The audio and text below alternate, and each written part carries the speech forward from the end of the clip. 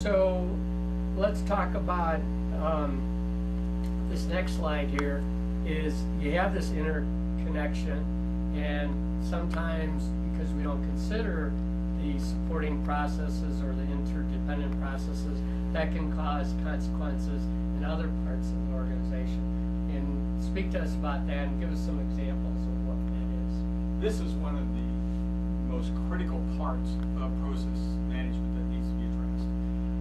When we make a decision and we don't fully understand the implications of that, we often create unintended consequences. Now, at times, those unintended consequences are very good. They were trying to make a very strong glue, and they ended up with the stickums. So they didn't intend to come up with stickums, but that became a byproduct or an unintended consequence of their research. Good old Post-it notes, we all use them. Yes. So therefore, while unintended consequences exist, they can be positive or negative. The dangerous or insidious ones are when they become negative. When we do something and we have to react much later to the consequences of that. If we had done a little bit more analysis of some of or better understanding of some of the interdependencies of our processes, we might have been able to avoid some of those problems. Jim, I remember the famous article in the magazines about a company we all know, and they did an outstanding job of advertising new products.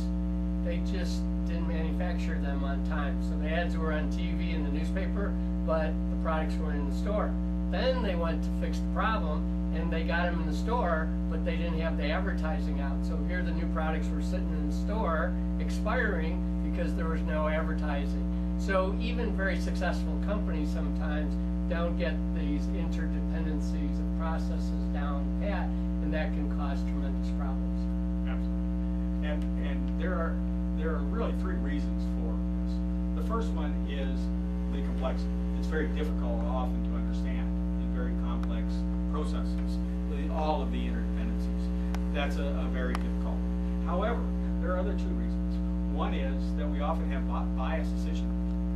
Some tools are almost going to come up with a preconceived notion, and all decision making is about coming up with that, reinforcing the analysis to show that preconceived one was the correct one. That is again very dangerous, and it does more often than not lead to unintended consequences. And finally, there's deficient analysis. We just don't have the robust tools that we need to be able to manage our organizations and understand this. The last two are clearly ones that we need to avoid, both at the organizational level and even at the national level. Well, I know there's so many examples of this we've all experienced, where a new employee starts and their computer's not hooked up, or a new employee starts and their phone's not hooked up, or their office hasn't been set up. And so here they are for a day or two while everybody scrambles to get together. So this is something that happens more often than people realize. And so what we'd like you to do as you think about this tape and taking back something you can use immediately is just think about some of those major flub-ups in your organization. And yes, we all have them. No one's absolved from having them. And just think about it from this process law standpoint, and how, if you could coordinate all these processes more effectively, that would help you achieve your goal much better. So this is John Antos and my good friend Jim Brimson. We thank you for watching our tape on this process law, and we look forward to having you watch our video on the fourth process law. This is John Antos and my good friend Jim Brimson. We'd like to welcome you back to our series on business process management. We've been discussing the process laws, and today we're going to talk about how processes seek equilibrium. Is that like how families seek peacefulness in their family and not fighting a lot? Absolutely. Just as it is when you do chemical reactions, they also seek equilibrium. It's a universal trait of the world. Okay. So Jim, in this sense, we're talking about these process outcomes, and what do you really mean by equilibrium as a process? Can you give us an example of this? equilibrium is where a process is stable even if we don't necessarily like the results. So if we are doing payroll, and as a output of that, we're providing people with checks. As long as the checks are given to the right people at the right time, the correct amount, it typically is in equilibrium.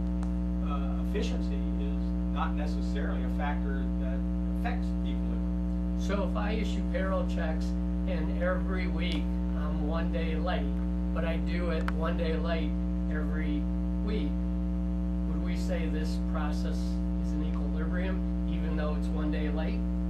No, because what will happen is the employees will be very unhappy with the situation. And because of that, they'll be constantly calling, requesting the money, talking to management, a lot of resources that no senior management would consider that in equilibrium. Okay. So let's move on to this correlation about variation. Yeah, can you go back? There was a really important point. I'd rather go with 2 on this. Okay. If you can see. Now, when we talk about a process that's not in equilibrium, there are a couple of very important aspects that or impacts of that it impacts the organization. The first one is we have a much higher risk involved, because where a process is unstable and doesn't produce the outcomes that we want, then we cannot be forward-looking. We're constantly looking at crises. The probability and the consequences of those are not in our control. It depends on where the process has made its impact on our organization.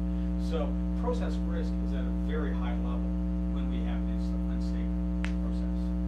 Now, what that also says is rarely do our management systems really properly manage process risk. It's a new feature that will be critical to manage in the adaptive management systems of the future. Another critical factor is process capacity. Process capacity, when you have high variation, requires you to have a lot of excess capacity. Because if we are able to get our processes more stable, then we could have a lot less capacity.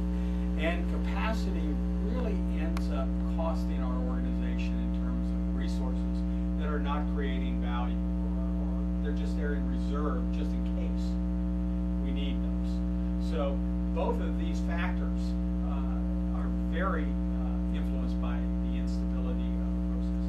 Finally, we need process controls in the future.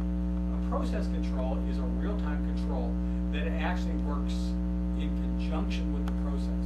It is very different than an internal control. An internal control tends to be something that occurs after the fact, where you're trying to look at, and to be honest, most internal controls are about fraud and abuse more than they are anything else. So a process control says that we need to know how stable a process is. And so in the future adaptive systems, we're going to have to adopt a much better system that will look at process controls in lieu of internal controls, and be able to manage a process. And if the process is in equilibrium and functioning properly, then we would expect much better performance. So if I'm riding a bike and I fell off and say, oops, I fell off, that's after the fact, not too much I can do, I've already been injured. But if I could tell somehow the bike's wobbling and I need to do something different before I fall off, then that would be a much more effective process control. That's process control.